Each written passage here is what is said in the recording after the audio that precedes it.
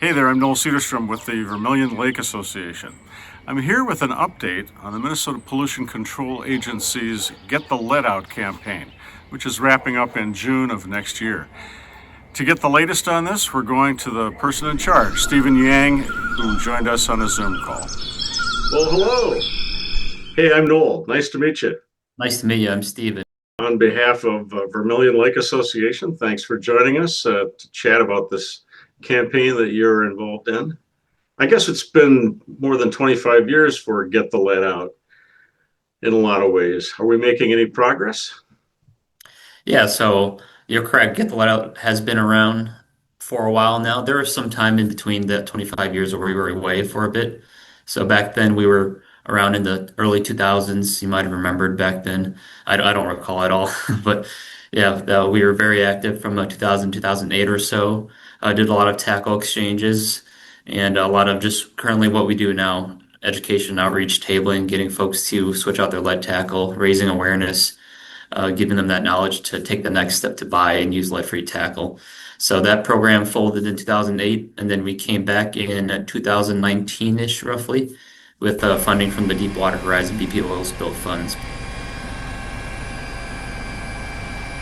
Because our common loons were down in the Gulf of Mexico when that happened, and a few of them, not a few of them, but a couple hundred of them actually died. So we made a claim, we as in the state of Minnesota, made a claim to get some of the funding from the BP oil spill settlement, and that's how we get the let out started back up again in 2019 with two Minnesota Green Corps members.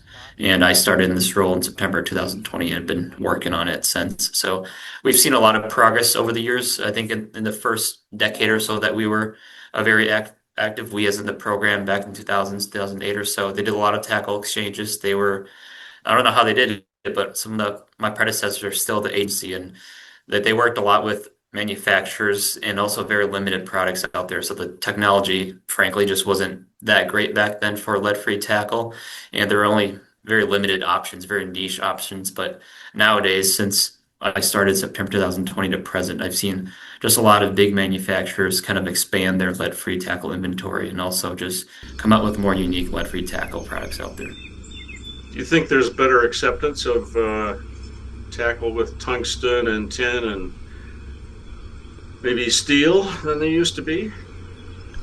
Yeah, I think so. I think there's definitely, now that it's more available, it's definitely not as plentiful as lead. Lead is still very dominant, very common out there. But now that it's more available, now that you see big companies out there making these products, I think more folks are more susceptible and more welcoming to buy them. So you could go to a Fleet Farm, for example, a Cabela's, and you could find tungsten tackle, tin tackle, steel tackle, whereas in the past it might be a small niche mom and pop shop just making them by a few hundred. But nowadays you get big manufacturers that do, of course, make lead tackle too, but now they've included some lead-free alternative metals out there too. So I think just having that availability there, just having that option there for consumers to purchase is a big win. Obviously, the price might be a little different. It might be a little bit more expensive in most cases, not all cases for lead-free tackle, but in the case of tungsten, it does perform a lot better too.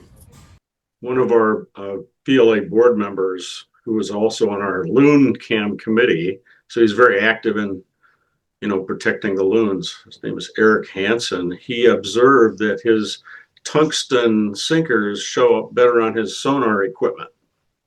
Yeah, yep, that's definitely one benefit to it that I've personally experienced myself. I'm an angler myself too, but yeah, a lot of manufacturers when they market this stuff, they highlight that as one of the big benefits is that it's more dense, so it shows up as a more solid object on your sonar, whether it be a fish finder that's just dropping straight down or the fancy forward-facing sonars.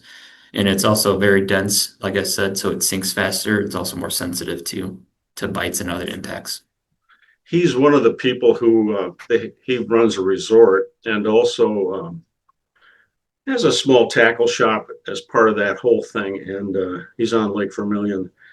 Okay. He is one of the few people that I was able to find that have taken advantage of this tackle rebate.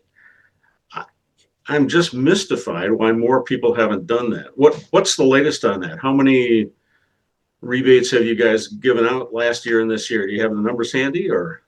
Yeah, I do. Yeah, I pulled it up in terms or in preparation for this. So, like I mentioned, we were initially funded through the Fish and Wildlife Service from 2012 2020 to 2024.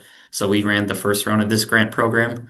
And during that first iteration, we worked with 13 bait and tackle stores and gave out about $12,500. So that was kind of the pilot program. And then from June 24 to present, we're funded through the state legislature. So they gave us 100 million or not 100 million, $1 million in June or in the 2023 session. And then we also got LCCMR funding too. But the legislative dollars funded another round of this rebate program.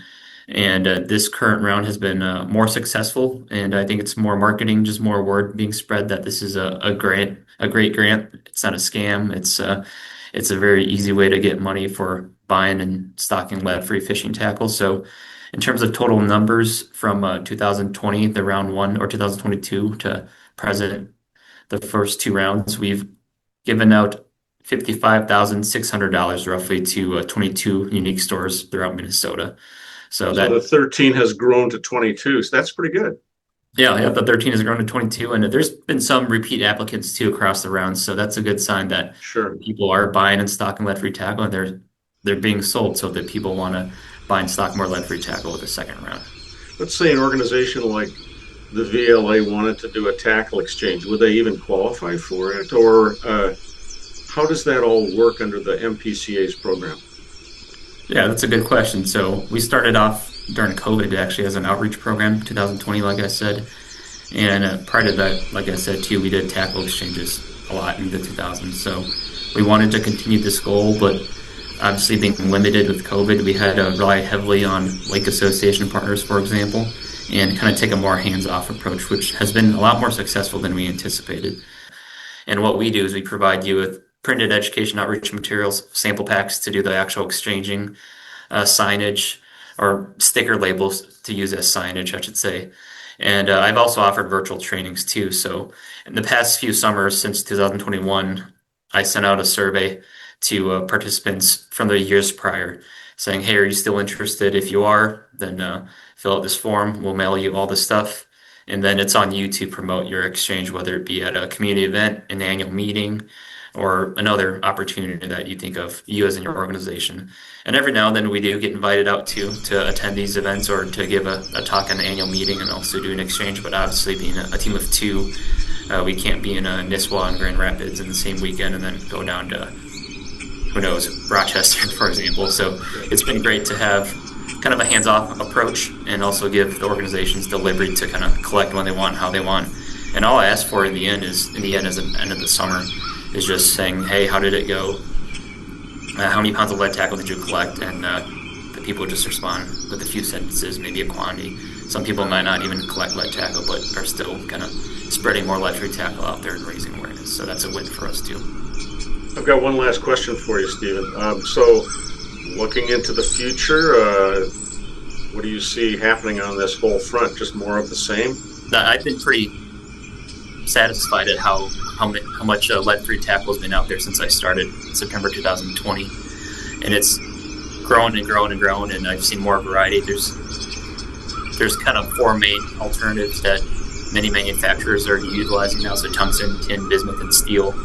Back then it used to be just a scatter of like a dozen different metals and other alternatives, so I think the industry has kind of found their focus on the main alternative metals out there, and right now it's a pretty kind of salient time with tungsten because the price of tungsten has skyrocketed, admittedly due to geopolitical issues that are beyond our program control, ranging from China being one of the main countries where tungsten comes from the conflict in Iran, obviously, with tungsten being used in some military ammunition. So big global things that obviously impact the consumer who's trying to buy tungsten jigs, for example. So that's something interesting that we're currently looking at right now, but obviously we can't really do much about it. We still just encourage folks to buy and use lead-free tackle when feasible, and also tungsten being a higher performance alternative is worth it for the cost, in my personal opinion, as an angler too. And I should mention that our program, like I said, the funding is legislatively funded from 2023 to June 2027. Our LCCMR funds also wrap up in the meantime as well too. So as of now, our program is set to close in June 2027. So unless anything changes, that's when our program is set to end. So this is our last full summer, and we obviously want to And on a strong note, we think there's a lot of momentum that will be moving forward and carried on after our program folds, such as organizations like yourselves or other like associations or very loan-loving individuals out there. Thanks for taking time with us, Stephen. We really appreciate it. On behalf of everybody with Vermilion Lake Association, we thank you for your time. The Vermilion Lake Association is partnering with MPCA this spring and summer on fishing tackle exchanges. Do what you can. Go through your tackle box. Get rid of the lead, the sinkers, and the jigs, for the loon's sake. Thanks for watching.